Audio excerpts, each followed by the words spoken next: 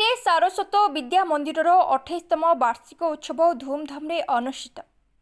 पुरी करती साही नेबुल दास मठ परिसर में अवस्थित सारस्वत विद्या मंदिर 28तम वार्षिक उत्सव पुरी पौर सदन ठारे महासमारोह रे अनुष्ठित हो जायछि। एही उत्सव रे उद्घाटक भावे राज्यसभा सांसद सुभाषिष खुंटिया जोग देथिबा बेले मुख्य अतिथि भावे पूर्वतन विधायक जयंत कुमार षडंगी उपस्थित थिले।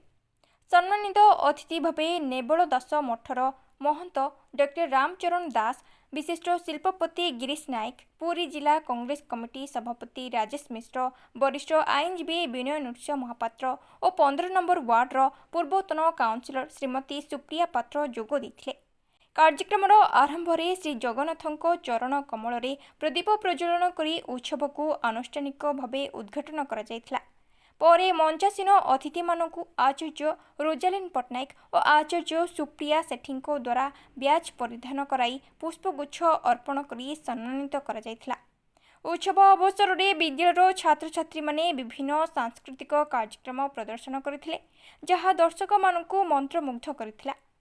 पुरीरू मनोज कुमार बलियार सिंह को रिपोर्ट, जिला खबर। देखो आज सारस्वत विद्यानिकेतन 28तम वार्षिकोत्सव पालन करा जाउची। सही आभिमुख्य सही विषय मु गोटे कथा आमर जो माने भारतर भविष्य जो माने कुनी कुनी पिला माने ए विद्यालय रे अध्ययन करचंती, मोर तांको प्रति वाक्य रहिबो जे सर्वप्रथमे भारत वर्षर जो माने भविष्य नागरिक भारत वर्ष निजे गर्वित हुंतु, निज देश प्रथमे गर्वित हुंतु एवं द्वितीय आपण केवल पैसा पछरे न गोड़े निजर जदि जो जिनस आपण हाथ में होची खेल हो कूद हो एवं आपणकर पाठ हो ता छड़ा अन्य जेकोसी एक्स्ट्रा करिकुलर एक्टिविटी जो थे आपण भावुंट से आपणकर निजर कैरियर गढ़े आप पथरे जातु, केवल पाठ पछरे जातु ना। निश्चित भाव में भारत वर्ष में समस्त जगह अच्छी, समस्त पुरस्कार अच्छी।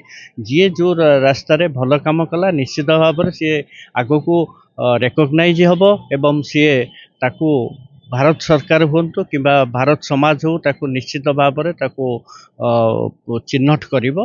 मोर आजिर वार्ता रहिबो आपण माने सब बेले पाठ पछर न गोड़े छोट छोट पिला माने एवं तांको अभिभावक माने से माने तांकर सामग्रिक विकास हवा दरकार। स्वास्थ्य हो शिक्षा हो सबुथरे एका प्रकार विकास हेले ही देशर विकास हो पारिबो। देखंतु वर्तमान केवल भारतीय समाज नुह सारा विश्व रे एक आंदोलित परिस्थिति सृष्टि होती, जोठी आपण वर्तमान भारत वर्ष यही जो आपंकर एज चली